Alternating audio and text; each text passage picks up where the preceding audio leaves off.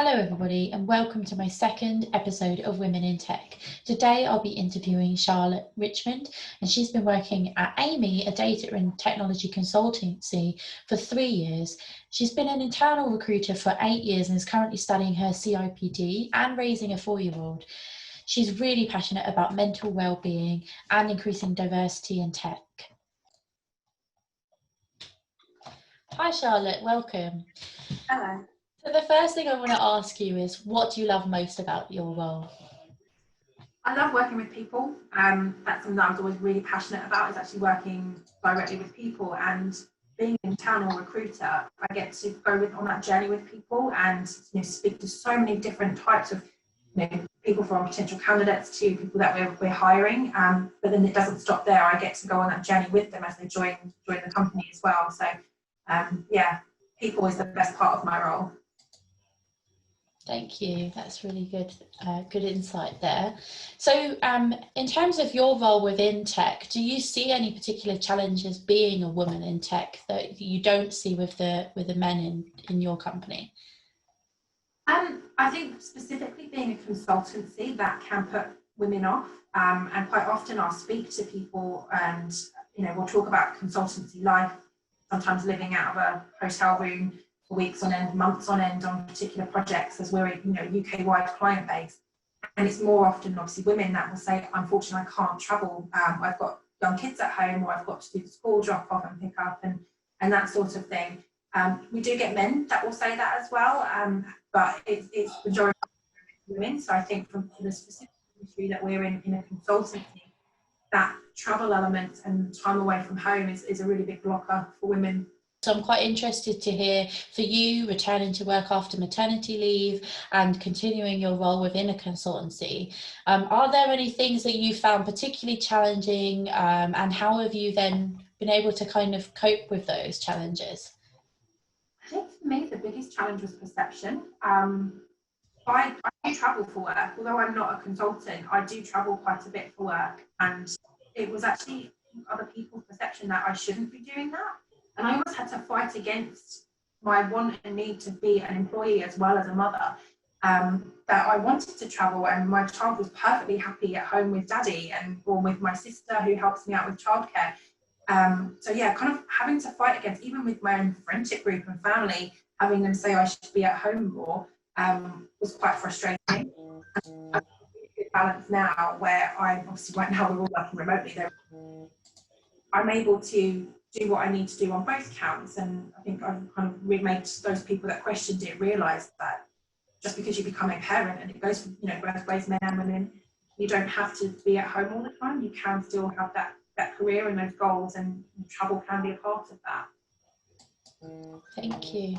So your day must look very differently every day. I'm quite interested, like, what are the 3 things that are always on your top to-do list every day?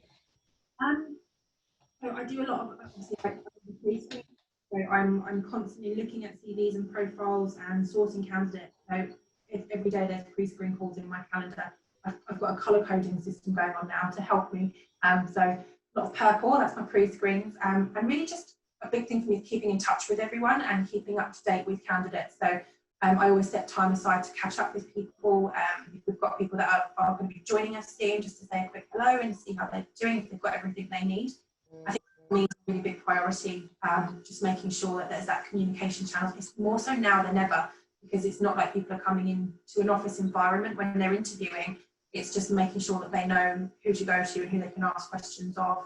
I think the main thing I do is obviously, really keeping in touch with people and just speaking to people all day long. If I'm not on the phone, I'm not doing my job. Thank you. When it comes to recruiting, especially as you're obviously working in an AI consultancy, a data consultancy, I'm quite interested to hear how you look at the bias elements of recruiting and how you increase diversity in this such an essential thing in your field. Yeah, so we've actually recently started up a diversity team within the company, because we felt like we were in a good place, but there's always more that can be done, and we wanted to kind of talk about, just make it really open forum. How do we continue to improve on our diversity within the organisation? So we talked about things, should we do blind CVs? should we remove names or anything that can lead to a bias. But what we've found is actually, I think quite naturally, we just recruit a very diverse workforce anyway. If you were to walk into our office, that comes across, and candidates have even mentioned that when they've been into the office environment. I think it's, for us, it's just having very open and honest communication on that front. So we're actually running a session in the middle of July about diversity and inclusion and unconscious bias, and how we can obviously all make sure that we're working together in the right way to find the best people for the roles, and also kind of promoting the opportunities in a wider network. So not just putting a role onto a platform like LinkedIn, but making sure we're reaching out to a wider network, so women in tech groups and that sort of thing. So obviously you've found some of the challenges in terms of returning to work. Has that made you or encouraged you to change the policies within the consultancy to be more flexible? And I suppose, especially during the pandemic, there's additional challenges around, flexing your hours to suit where maybe one person or they've got two people looking after children or other dependents. You're not always able to do a 9-to-5 job. So how have you kind of managed that as an organisation? We're really lucky at Amy that we've always been set up for remote working. So most of the company choose to do a day or two at home. And we've always been really big on flexible working opportunities. We've got quite a few people in the company who either work part-time initially, or that do kind of flexible days so that they can do the school drop-off and pick-up, both men and women. And so it's a really open environment for us. So I think coming into lockdown, actually, we were in a really good place that we just kind of said to people, carry on as normal, just take away the office from the equation. So what we've done and what we've continued to do is really work on an individual basis. It's not a case of one size fits all when it comes to remote and flexible working. It's really taking the time to speak with everyone and understand what their needs are in this pandemic, and how we can best work with them so that they can feel comfortable that they're getting their job done, but also that they're looking after their needs from a mental health perspective, their families and dependents. If I use myself as an example, I'm a single mum for a 4-year-old, and half the week she's been at home with me and half the week she's with her dad. And I think it's just that juggling act of making sure that I'm confident I'm doing my job, but I may not be doing a 9-to-5. I might be logging on at 7 o'clock in the morning because we're awake, but I have a 4-year-old. And then I might do a bit more when she's gone to bed. To have that level of flexibility has been fantastic for me, because I know I can keep on top of everything, but I can still keep on top of my daughter and make sure that she is happy and she's getting what she needs during this time. Yeah, there's some really good points that you've shared there about the perception of the change from office to working from home, and that it really can continue. It's all about having an adult and trusting environment to the people and that you work with and work for and look after. So that's some really, really good points there. I was wondering if you've got any tips for women that perhaps are kind of feeling they're not having such an open conversation with their employers, and perhaps the need to be flexible isn't being met. What can they do to really kind of change viewpoints and move that conversation forward? Yeah, I think you kind of almost need to find an advocate within the company, someone that you, I guess, senior to you, that you can go to and kind of just have a conversation and just say, for me to be able to do my best job for you, I need a little bit of flexibility during this situation. But I always use the phrase, it really does take a village, and I'm very lucky that I've got a very supportive family and partner who are very hands-on with my child and help me, as much as they can during this pandemic.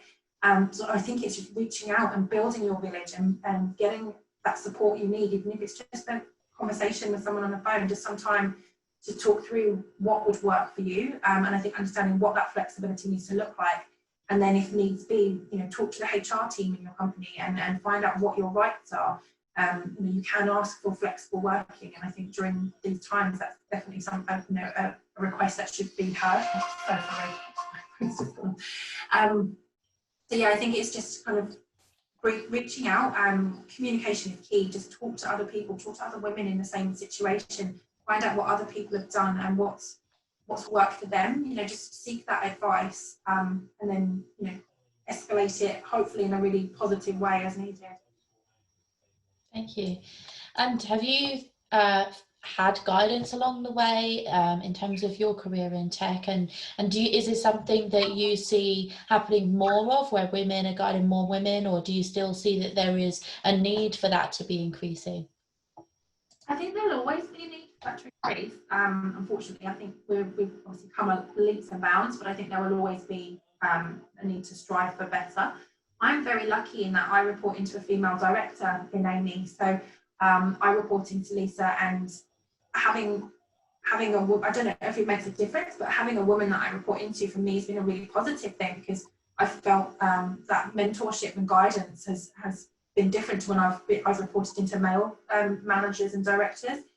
So for me, that's been a really positive thing, and I'm very lucky that I have that situation. I know it's not the same for every woman in a technical role, but I'm also very lucky that I've got a wider team that I can go to within the company, and even Steve, our CEO, is very happy to pick up the phone and have a chat if needs be. So there's mentoring and guidance opportunities all around.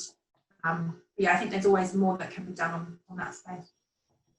Thank you, Char. I really appreciated your insights today. Is there anything else you want to share with the audience today?